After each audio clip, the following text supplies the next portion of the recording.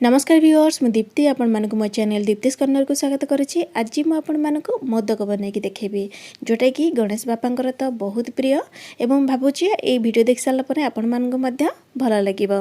आज मु आपण मानक सुजीर मोदक बनैकी देखेबी एवं ता सहित मु ड्राई फ्रूट्स मध्य ऐड करिछि जोटा कि खाइबा को मध्य बहुत टेस्टी लागिबो। तो चलंतु देरी न करी आरंभ करिबा वीडियोटी को। प्रथमे हमें पैन गरम करनबा। पैन हमर गरम हो गला परे एटु मु 2टा बड़ चम्मच घी ऐड करुछि। घी को हम प्रथम मेल्ट होगा देबा।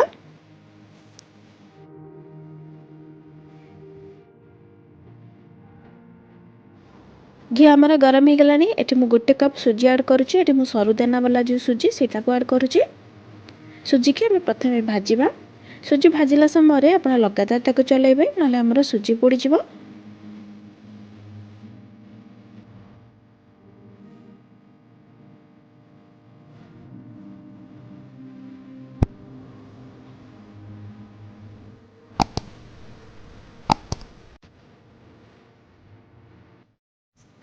ए देखंतु सुजीर कलर हमर हल्का चेंज हो आसलानी एवं सुजी आपण भाजिला कि नहीं तार बास्ना मध्ये आसीबो। भाजी हो गले तार बास्ना मध्ये बहुत बढ़िया आसलानी।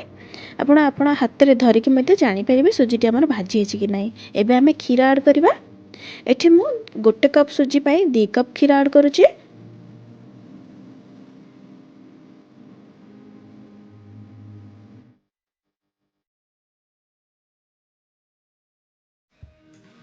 ए समय रे मु चीनी मध्ये ऐड कर नउछि। आपण जति पाउडर वाला चीनी ऐड करथुवे तो परे ऐड करि परिबे। जेहेतु एठी मु गोटा चीनी यूज करूछि मु एई समय रे ताको ऐड कर नेली एवं ताको भलो भाबरे गोळै नेली। एठी मु 2 रे 3टी गुजराती को क्रश करके रखिथिली ताको पकै नउछि। एबे एठी मु गोटे मुठा काजू को ग्रेटर रे ग्रेट करि नेछि। एबे मु ताको सितिर ऐड कर देली। आपण एठी चाहिले आलमंड मध्ये ऐड कर परिबे। ताको भलो भाबरे मिक्स करनबा जेमति टोटली भी गोटा गोटालिया रहिबनी पूरा भलो भाबरे मिसी जिवो।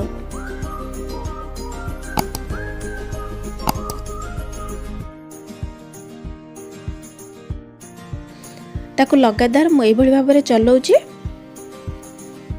आपण कंटीन्यूअसली एई भली भाबरे चलेबे न नै सेटा तळे लागि जिवो। लगातार चलेबा फल रे एई देखंतु हमर सुजी पलम रे एबे छाडी छाडी जाउछि। हमर सुजी एबे रेडी हो गलानी मोदक बनैया पई। एबे मु गैस को ऑफ कर नेबे। गैस को ऑफ कर साला परे एबे हमें ताको 5 मिनिट पर्यंत कवर करके रखि देबा। 5 मिनिट हो गलानी। एबे हमें कवर को काढी नेबा एबो ताको हल्का ठंडा होबा पई छाडीबा। सुजी हमर हल्का ठंडा हो गलानी। ताको बेसी मध्ये ठंडा करिवे नाही। हल्का ठंडा हो गले ताको हाथ रे आउ टिके चकड़ी नेबा।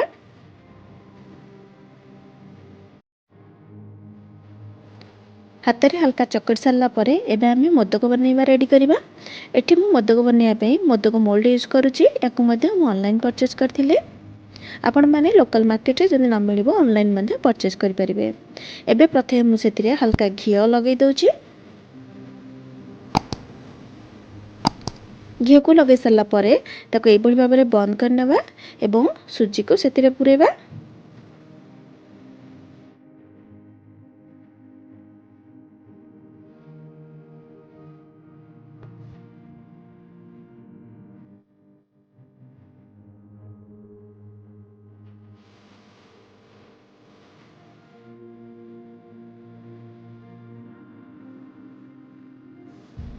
सुजी को पूरे सारा परे एई भली भाबरे टिके प्रेस करनेबे। एबे हमें ताको डिमोल्ड करबा।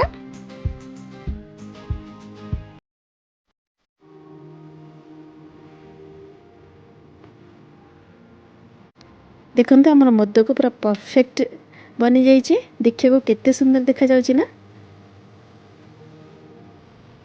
केते सहज रे हमर मोदक बनि के रेडी हो गेला बहुत कम समय रे। चलंतु मु आपण मानको आ गोटे बनि के देखि दउछि। एई भली भाबरे भरि नेबे एवं ताको डिमोल्ड करनेबे।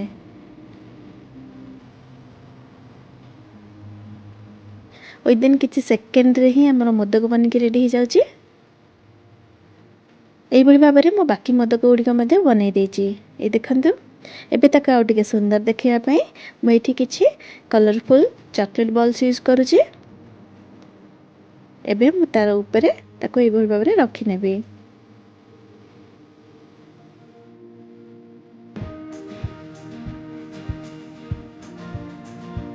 ये देखो सब मोदक ऊपर मो चॉकलेट बॉल को रखी देछि केते कलरफुल लगुच ना मो मोदक आ देखा बहुत सुंदर लगुच।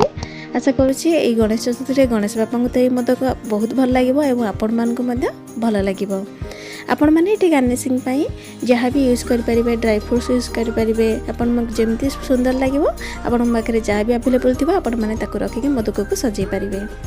तो आशा करुँच मोर वीडियोटी आपको भल लगे। जदि मोर वीडियोटी आपको भल लगे वीडियोटी गोटे लाइक करदे और जो मो चैनल वीडियो गुड़िक आपको भल लगुच चैनल को सब्सक्राइब करने।